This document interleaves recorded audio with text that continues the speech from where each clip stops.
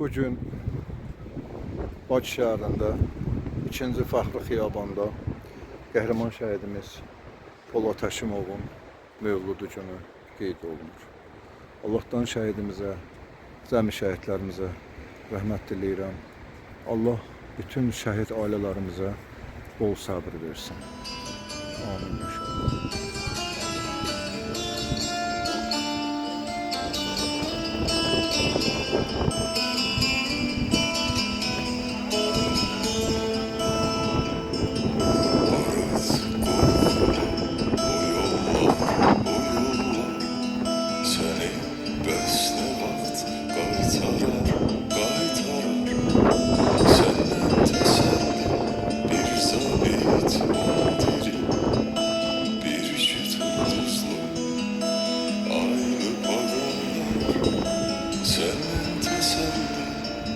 Zabit mundiri, bir şüt tuzlu, aylı pagonlar.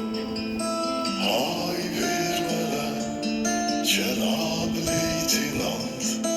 Hay vermeler, Leytinat.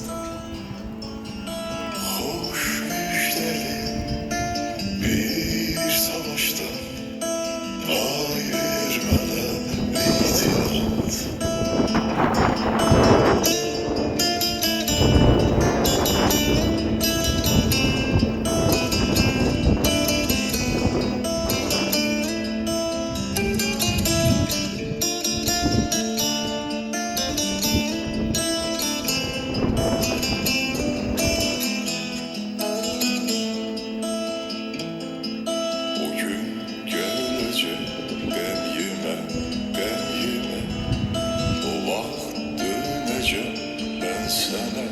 Ben sana öyle yadındadır yurdumuz, yuvamız bitip tükenir o kandamız. Öyle yadındadır yurdumuz, yuvamız bitip tükenir o kandamız. Hay vermeler Cenab-ı Leytinat. Hay vermeler Leytinat. Hoş müjdeli bir savaşta. Hay vermeler Leytinat.